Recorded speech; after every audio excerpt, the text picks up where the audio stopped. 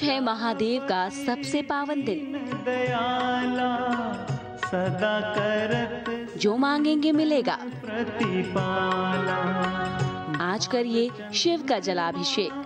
सोहत नीके शिव देंगे वरदान। दलनाग आज है सावन की शिवरात्रि। अंग गौर शिर आज के दिन शिव के जलाभिषेक का है खास महत्व। मुंडमाल तन छार। आज यदि आप सूर्योदय से लेकर सूर्यास्त तक कभी भी कर लेते हैं शिव का जलाभिषेक तो दूर हो जाएगी जीवन की हर बाधा। नाग मुनि मोहे। आज के दिन शिव जी के अभिषेक करने से 1000 दशमेघ यज्ञ करने के बराबर फल मिलता है। मैं ना मातु की हवे दुलारी। क्या है जलाभिषेक करने की सही विधि? मोहत छवि न्यारी। किस मंत्र से करें शिव का जलाभिषेक? छवि भारी करत सदा शत्रुन क्षय। आज जलाभिषेक करने से दूर होगा कौन सा दोष? देश सोहे तह कैसे सागर ये सब बताएंगे हमारे खास मेहमान। है जैसे कार्तिक शाम बने रहिए हमारे साथ। राव या छवि को कही जात ना का। नमस्कार, हमारे इस खास कार्यक्रम में आप सभी का बहुत बहुत स्वागत है। मैं हूं आपके साथ लावनी। तो आज है बड़ा ही पावन दिन। आज है सावन की शिवरात्रि। आज शिव करने वाले हैं आपकी हर मनोकामना को पूरी। इसलिए आज जरूरत है भगवान भोले को मनाने की। आज उन्हें मना लीजिए। आज शिव के जलाभिषेक करके आप अपनी हर मनोकामना को पूर्ण कर सकते हैं, क्योंकि आज के दिन के जलाभिषेक का खास महत्व होता है। लेकिन जलाभिषेक का क्या शुभ मुहूर्त होगा, किस तरीके से आपको करना है ये जलाभिषेक और किस तरीके से पूजा करें ताकि आपके जीवन में जितने भी दोष हैं शिव उसका निवारण कर सके, इन सभी बिंदुओं पर हम चर्चा करेंगे। इसलिए हमारे साथ आज मौजूद हैं खास मेहमान। हमारे साथ इस वक्त स्टूडियो में मौजूद हैं जाने माने वेदांताचार्य स्वामी सर्वानंद जी। बहुत बहुत स्वागत है स्वामी जी। जी लावनी। तो दोस्तों चलिए हम शुरुआत करते हैं अपने आज की चर्चा की। और सबसे पहले जो मेरे जहन में भी प्रश्न उठ रहा है और हमारे सभी दर्शकों के जहन में भी प्रश्न उठ रहा होगा, स्वामी जी जिस तरीके से हर महीने जो शिवरात्रि पड़ती है और जो सावन की शिवरात्रि है जैसा आज की बात हो रही है, और फागुन मास की शिवरात्रि, इसमें खास अंतर क्या होता है? लावनी देखिए, फागुन मास की शिवरात्रि में भगवान का शिव विवाह होता है और वो मंत्रात्मक शिवरात्रि है। इसलिए उस रात्रि में भगवान शिव की एक ही रात्रि है जिसमें रात्रि को शिव का जलाभिषेक होता है और 4 पूजाएं होती हैं।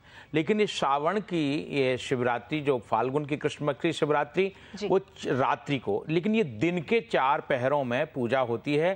प्रातःकाल 5 बजे से लेकर के सायंकाल 6:45 तक या 6:50 तक भी आप भगवान शिव का जलाभिषेक कर सकते हैं। इसमें जलार्चन करने का महत्व क्या है कि आप गंगा जाइए, स्नान कीजिए, गंगा जल लाइए और गंगा जल ला करके भगवान शिव के ऊपर उनका अभिषेक कीजिए।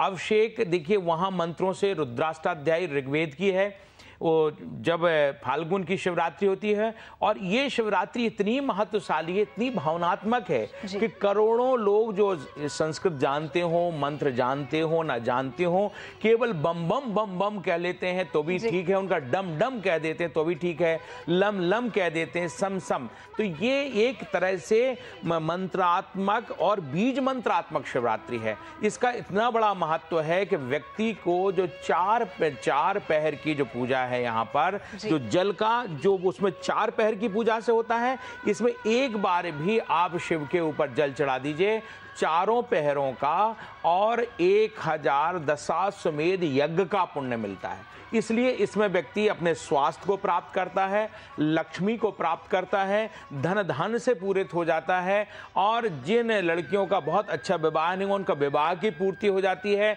जो युवक अपने जीवन में अच्छे व्यवसाय में जाना चाहते हैं, तो आपने देखा होगा कि इस वर्ष के कांवड़ियों में लड़कियां भी कांवड़ियां धारण कर रही थी हैं और लड़के तो करोड़ों की संख्या में जो कि अपना सौहार्द और आनंद के साथ चलते हैं।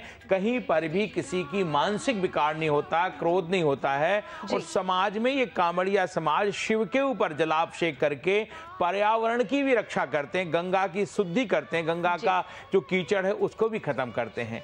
तो जी बिल्कुल, तो यानी स्वामी जी ने साफ तौर से बताया है कि जो फागुन की शिवरात्रि है और जो सावन की शिवरात्रि है, खास तौर से उसमें चारों पहर आप जलार्पण कर सकते हैं, जलाभिषेक कर सकते हैं। स्वामी जी ने समय भी बताया, सुबह 7 बजे से लेकर 5 बजे से, माफ कीजिएगा, सुबह प्रातःकाल 5 बजे से लेकर सायंकाल 7 बजे तक। बिल्कुल, सायंकाल 7 बजे तक आप जलाभिषेक कर सकते हैं। लेकिन जलाभिषेक के बीच में एक और प्रश्न है स्वामी जी, हमारे बहुत से दर्शक ये जानना चाहेंगे कि कितने तरह के शिवलिंग होते हैं और जब जलाभिषेक किया जाता है क्या कुछ बहुत सुंदर प्रश्न किया। देखिए, हमारे शिव की पूजा के लिए सबसे पहला शिवलिंग होता है मिट्टी का।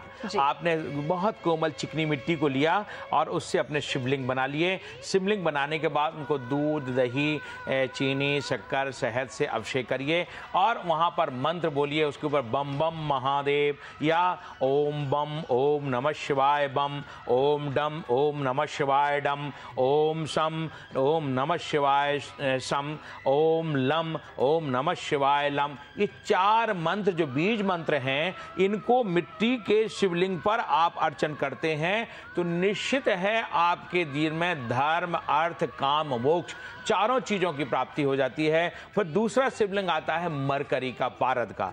पारद का शिवलिंग बड़ा दुर्लभ है, जल्दी मिलता नहीं है। बाजार में जो बाजारीकरण हुआ है धर्म के ऊपर, चाहे आप देखिए, आपने एक बहुत अच्छा पैकेज चलाया है कि ये भगवान के पूजा में बर्तन भी लोहे के नहीं चाहिए। उनके बर्तनों को पार्षद कहते हैं। पार्षद लोहे के नहीं होना चाहिए। लोहा मंदिर में वर्जित है। तो अब क्या किया कि लोहे के ऊपर तांबे की पालिश चढ़ा दी। आपने देखा होगा शिव भी जो स्टोन के मिलने रहे तो प्लास्टिक के मिलने लगे।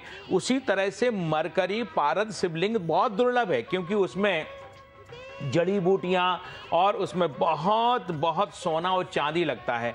एक शिवलिंग अगर 1 किलो का बनने के लिए 5-6 वर्ष लग जाते हैं। तो लोगों को क्या होता है कि सहजता में उसके ऊपर मरकरी लेपन कर दिया, नीचे लोहा हुआ, तांबा हुआ, और उसके बाद ही उसको दूसरा शिवलिंग, हम इतना कहना चाहते हैं, दूसरा बहुत अति उत्तम शिवलिंग होता मरकरी का, पारद का। उस शिवलिंग का, पारद का अभिषेक करने का, किसी को कैंसर तक की बीमारी है तो नष्ट हो जाए, उसको छूने से व्यक्ति की आयु बढ़ती है। तो कहते हैं त्र्यंबकम यजामहे सुगंधिम पुष्टिवर्धनम उर्वा रुकमेव वंदनान मृत्योर्मुक्षीमामृतात्। दूसरा पारद का शिवलिंग बहुत ही अतिश्रेष्ठ है। तीसरा शिवलिंग आता है हमारा मणि का, स्फटिक का। स्फटिक का शिवलिंग में उसको चंद्रमौलेश्वर भी कहते हैं, कि जलहरी शहद भी आता है, एक शिवलिंग साधारण आता है। तो आप चांदी में उसको, लेकिन ये शिवलिंग के ऊपर आप चांदी का नाग जरूर रखें। तो तीसरा शिवलिंग है आपका मणि का। फिर चौथा शिवलिंग आता हमारा नर्मदेश्वर। नर्मदा नदी ऐसी है कि उसमें स्नान करना वर्जित है, वहां आप आचमन कर सकते हैं, क्योंकि भगवान का स्वेदज है, वो पसीना है। तो इसलिए वहां पर चौथा शिवलिंग का अभिषेक आप करते हैं नर्मदेश्वर का।